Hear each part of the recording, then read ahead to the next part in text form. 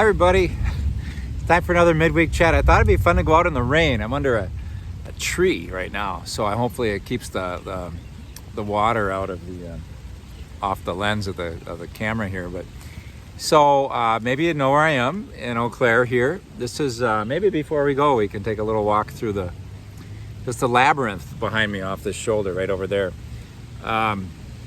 I forget what the sign says down there. So this is Phoenix Park in Eau Claire, near the confluence of the Chippewa and Eau Claire rivers. But it doesn't refer to anything religious on the sign down there. And the Labyrinth is a religious thing. So in medieval times, or maybe Renaissance, like the cathedral in Chartres, France, has a labyrinth in it. The cathedral, the Episcopalian Cathedral in San Francisco, Grace Cathedral, has a labyrinth in it. And basically you see the lanes, you can see it almost looks like a track. Well, there's a place where you enter, and then you just follow the path, and it kind of weaves around, and until you end up in the middle. And then you're supposed to kind of rest in the middle, and then you walk out. And it can be a spiritual walk. It's meant to be like a prayer walk, where you kind of ponder your life, like your desire for God, your desire for love, your desire to be whole, and to the center. And then you kind of rest in the center. It's kind of like resting in the love of God, resting in a place of harmony and peace, and then nourished and filled with life in that place of centeredness. Then you emerge and you walk out, and you're ready for a mission, ready to be light in the world. So maybe we can walk there. See, it's light. This is thunder. I was hoping we'd hear some thunder here. It's pretty, isn't it? So yeah, I'm feeling good. So some of you might know I had the COVID about a month ago, and I had my first real physical workout where I feel like I was up to snuff from where I was before I got sick. So glad for that. I cut myself shaving though, so darn it. So I'm not in perfect shape because I must have had an unsteady hand this morning. But anyway, so I just wanted to mention that Labyrinth first, but we'll talk about that later maybe. So hey, so I made a big error last week in the chat. I said that our first outdoor mass was going to be on June 20th. Well, that's like a Tuesday or something. So our first outdoor mass of the year will be on June 25th. It's Saturday. And we had our staff meeting this morning, and Beth and Kelly are already talking about getting a fire going in honor of St. John the Baptist. Maybe enough to make... All right, the angels are bowling in heaven, right? And maybe having s'mores, that kind of thing, some treats for people. So, and the thing of doing it in little baggies or something like that. We'll see, but it'll be a nice celebration. We'll have a regular 4:30 mass, and then I'll follow that with 6 o'clock mass outside, if it's not like weather like this right now, right? So that's good. So not the 20th, the 25th of June. I wrote the bulletin column. I got published today. A few things I probably should have mentioned that I didn't. So I'll be gone next week, Thursday, Friday. Thursday I'll be here for the masses in the morning. I have to go to La Crosse. It's the annual, they call it Priest Unity Days down in La Crosse. So I will be down there. I won't be here for mass on that Friday, but I think probably Sharon will lead a prayer service. And then we have a wedding I didn't mention, but it's Melissa Stewart and Greg Abbott. We'll be getting married on that following Saturday, so the 25th. So it'll be a hoppin' day, the 25th. There'll be ordinations in La Crosse. I think we're ordaining 2 men. I won't be there for that because I have a wedding, and then we'll have our 4:30 mass and then the outdoor mass. So full day for us on Saturday. Just to clarify, not that everything's about cash and money raising, but I mentioned our raffle's been a really good. Summerfest raffle has been a really good fundraiser, and we can't do it as we have been because we used to send people the envelopes in the mail, and that's illegal, I guess, so we're not doing that. So that's why we're announcing at all the masses that they're for sale after masses. You can always get them at the parish office as well, but it's just a different thing. So just to review, people are asking me, well, how's that work again? So there's 2 different raffles. One is you buy a ticket for $100, and there's a limited number of those that are going to be sold, so 300. And it's kind of a risk to do it that way, because maybe, I think so far we've sold 21, and we're hoping to sell 300.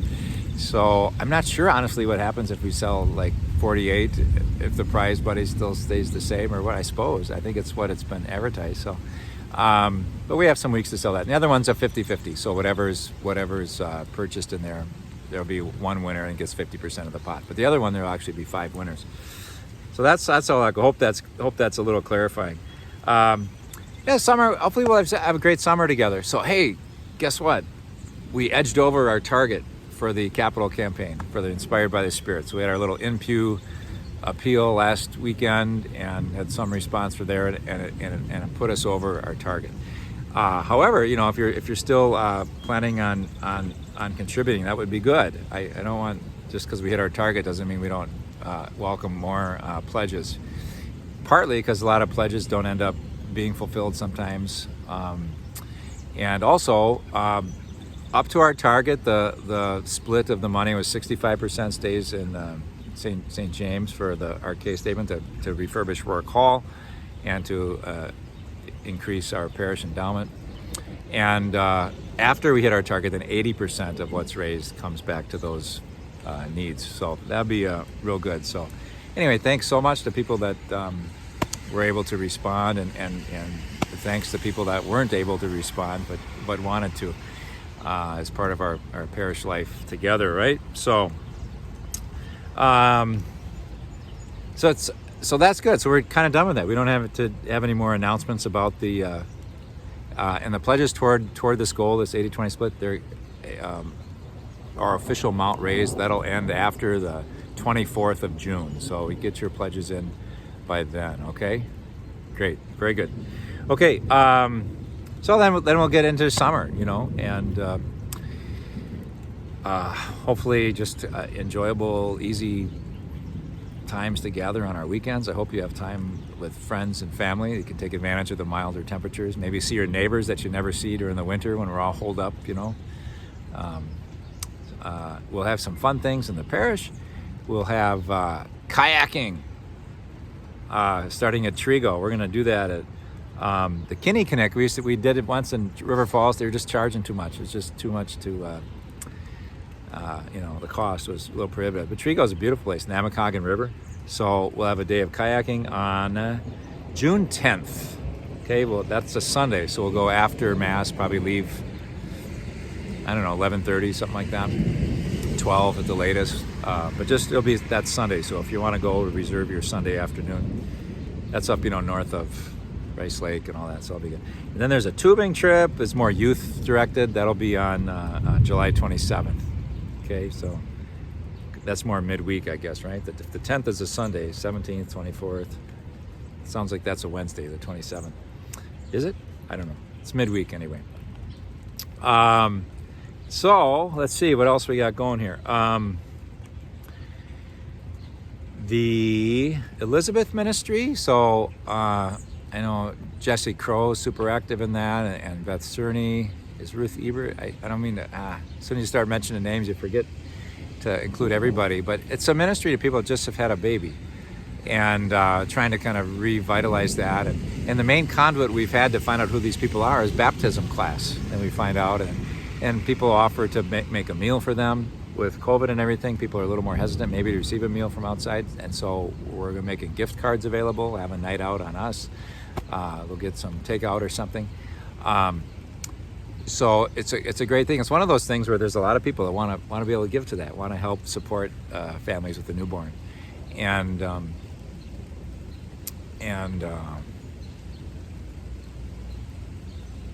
but I think there's more people that want to help than maybe want to ask for it. It's one of those things. But it's just a joyous thing. It's not a like because we need the help kind of thing. It's just like, hey, we celebrate this new life in your family, and we want to be a little support during busy times.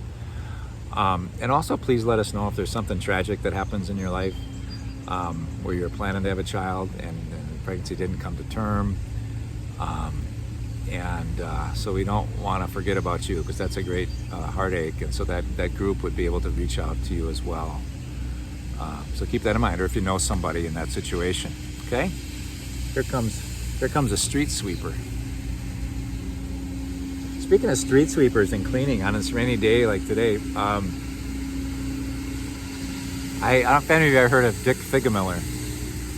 He was at St. Olaf's for years and years. I think his wife was Marilyn. I think he's passed on. I met him in 1990 when I was an intern there.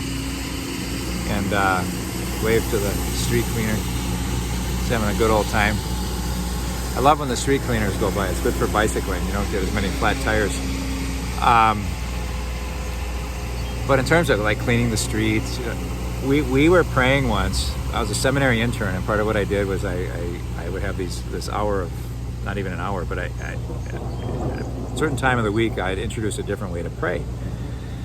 And one day it was like this. It was thundering and raining, and you could hear the rain on the roof of the church. And I don't know if we were doing contemplation that day or just kind of resting in God's presence without having to think a lot. And so we just sat, and you heard all the rain. And I don't know if you can hear, like right now, the rain hitting the leaves and everything. But so when we were done with that period of prayer, I said, "What did you guys think? How was that for you?" And I think it was one of those times when usually there are 5 or 6 people, but I think it was just him and me that day, which can be a little hard, a little awkward. But it was lovely, and I remember it like it was yesterday. He said, maybe I said something like, I don't know if it was distracting to hear all that storm, and he said, no. I said, I loved it. I could hear that rain kind of pounding down on the roof of the church, and I just imagined the Holy Spirit like raining in my heart, kind of a hard rain to purify it of sins and selfishness, and just to cleanse my heart, to make it new in Christ, And I thought, so I think of that so often when it rains, of that graced few minutes that I spent with Dick Figamiller that day on the north side of Eau Claire.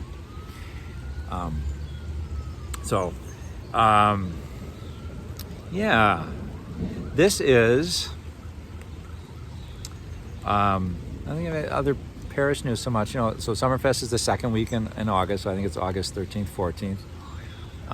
That big chicken dinner on Sunday will be awesome. Beth's coordinating that. We got a food tent during the day, should be awesome. Like burgers and cheese and chips, that kind of thing. And then after Mass, a lighter dinner. And usually I play the guitar. I don't know, they haven't asked me. I don't know if I'm up for that or not this year, but just a little background music while people eat. It can be nice.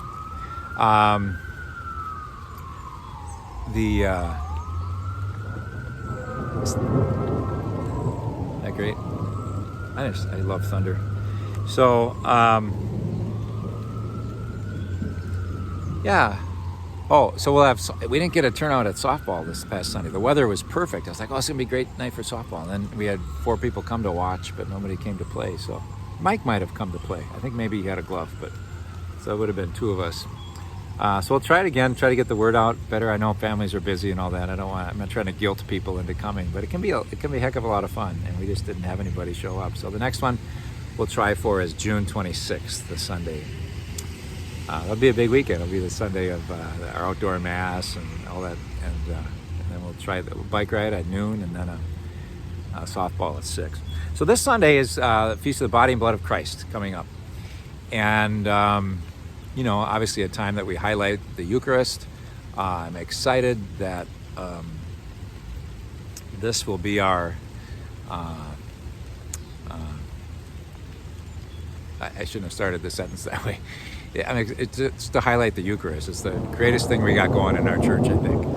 And so I've been to the Holy Land many times, and the one thing that I purchased there that I probably treasure more than anything certainly wasn't the most expensive thing I ever bought there, but I use it every time I say Mass. I put on the altar, there's something called a Corporal. So there's the altar cloth, and then there's a Corporal, which is like a square cloth on the altar cloth where you put the bread and the wine for the Eucharistic prayer and consecration. And so here it is. So I got this on the shore of the Sea of Galilee at a Benedictine guest house called the Pilger House, and they had a little gift shop. And so here's that cloth, right? So if you can just sort of imagine that and I just think what a beautiful image as I'm praying the Mass, and this is my body given for you, my blood poured out for you. So often, and it's not incorrect, it's very the Eucharist just has so much richness and so many meanings.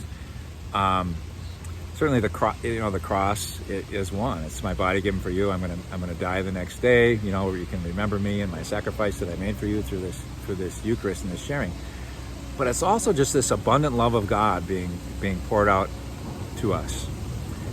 And this loaves and the fishes. This abundance of, they ate and they were all satisfied.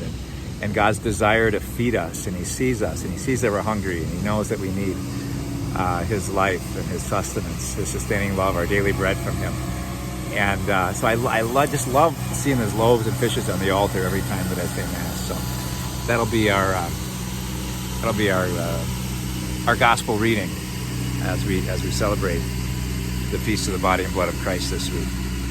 So I just wanted to share that with you. It's starting to rain a little harder, which is awesome. Let's see. I don't know if I have, maybe we'll go down and walk the Labyrinth. Should we? Let's go do that. Get this hawk. Now the camera might get wet, so I can just kind of show you if you ever want to come out and do this. So, walking down to the Labyrinth. One thing, about coming out when it's raining is that you got the place to yourself, right? There's a walker with an umbrella. That's the spirit. So you see the center. It's a big center there. And here's where you enter, right?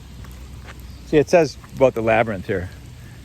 Inspires the human spirits for renewal. It's a little bit of a spiritual message there, but so you just kind of walk. I don't know if you can see. You just kind of walk, and then it just takes you.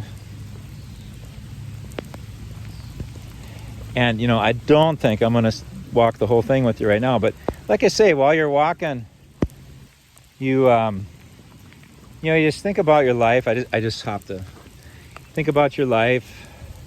Think about your desire for God. Think about how you want to live. All the big questions of life. Am I doing what I'm supposed to do with my life? And all those kind of things. I think I have to skip another. Asking God to be with you and to bring you peace and love. And then, I'm going to skip another line. Then eventually, you end up in the center. And there you rest in God in the center here.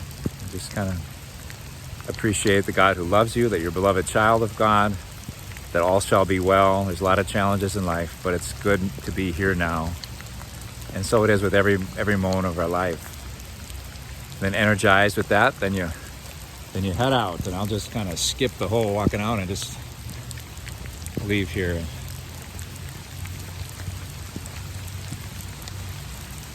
Okay, you guys? Try to find a little shelter of the tree here now.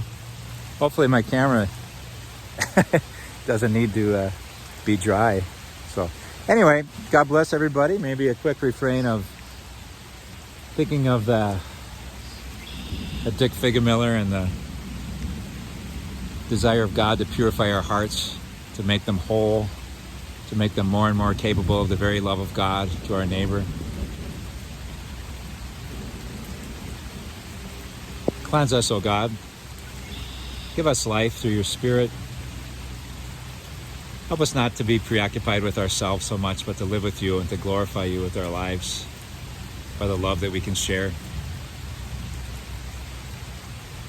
We thank you for being God to accompany us. We thank you for the Eucharist that you give us that we'll celebrate this weekend. Help it to nourish your people. Help us to cherish that more and more, that we may feel your accompanying presence in our lives in a very real way through the Eucharist. And rain down, rain down, rain down your love on your people. Rain down, rain down, rain down your love, God of life. God bless you, everybody. So long.